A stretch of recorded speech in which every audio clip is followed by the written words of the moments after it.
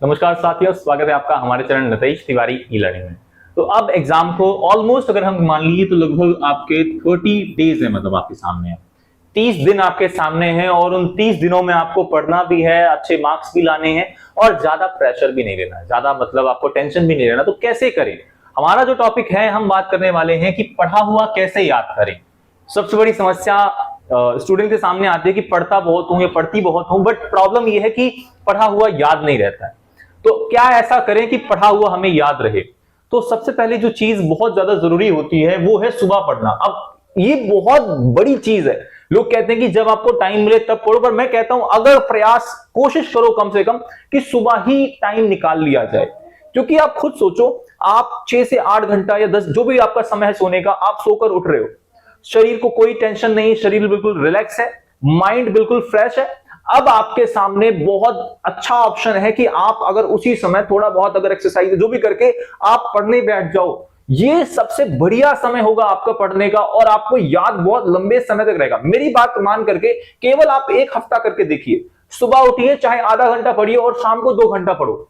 Check कर लेना, सुबह का आधा घंटा पढ़ा हुआ आपको ज्यादा याद होगा। मतलब सुबह की जो पढ़ाई है वो ज्यादा इफेक्टिव होती है।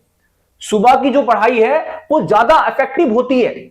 उसके साथ जो पढ़ा है, अगर आप उसे रिवाइज नहीं कर रहे हो, रिवीजन नहीं दे रहे हो, तो भाई प्रॉब्लम आ जाएगी।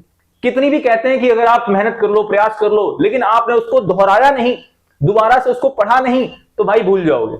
और अगर भूल जाओगे तो सारी मेहनत जो है वो पानी में चली गई। इसलिए किसी भी चीज को रिवाइज करना बहुत जरूरी होता है। अगर आपने पढ़ लिया है तो उसको रिवाइज करो। आज पढ़ा है, 2 दिन बाद रिवाइज करो, या 24 घंटे में ही रिवाइज कर लो, 1 हफ्ते में रिवाइज करो, 15 दिन में दोबारा देख लो उसे, 20-21 दिन में दोबारा उसे देख लो। तो ऐसे करके लॉन्ग टर्म आपको याद रहेगा, लंबे समय के लिए याद रहेगा। तीसरी जो चीज मैं कहूंगा बहुत जरूरी होती है एग्जाम टाइम में, वो होता है भाई फोकस। और फोकस के साथ साथ अगर आप पढ़ कम रहे हो, चाहे कम पढ़ो, लेकिन फोकस के साथ पढ़ना। अब आप बैठ गए भाई, 4 घंटा आप पढ़ रहे हो, ठीक है, 4 घंटे पढ़ रहे हो, आपका ध्यान कहीं और है, मन में बहुत सारी चीजें चल रही हैं, तो आपकी जो पढ़ाई है वो ज्यादा इफेक्टिव नहीं होने वाली। लेकिन अगर आप कम पढ़ोगे लेकिन ध्यान के साथ पढ़ोगे, वो चीज ज्यादा आपको, एक मैं कहूंगा कि ज्यादा जरूरी भी रहेगी और ज्यादा आपको फायदा भी पहुंचाएगी, ज्यादा फायदा पहुंचाएगी। तो इसमें यह है कि लेस स्टडी बट गुड। आपका यह है कि कम पढ़ो बट अच्छे मैनर में पढ़ो, अच्छा पढ़ो और उसे याद रखो। अगर आप मान लीजिए कि आपने कोई 100 क्वेश्चन है, ठीक है, आपने 100 की जगह 20 क्वेश्चंस ही याद किए या 20 ही याद किए, बहुत अच्छे तरीके से याद करें।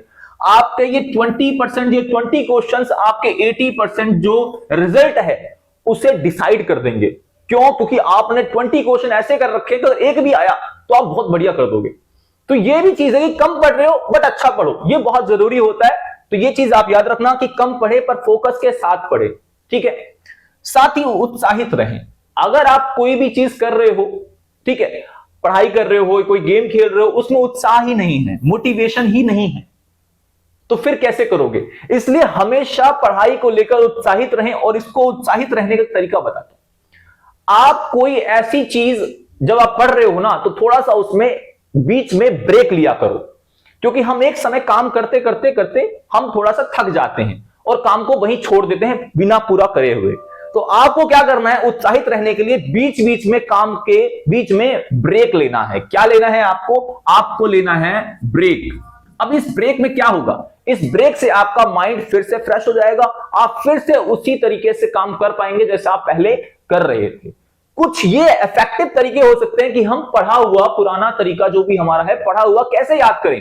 तो मैंने आपको बताया कि सबसे पहले सुबह पढ़ो, कोशिश करो कि सुबह पढ़ो। उसके बाद रिवीजन जरूर करो। अगर जो पढ़ रहे हो उसका रिवीजन नहीं कर रहे हो तो कोई फायदा नहीं है।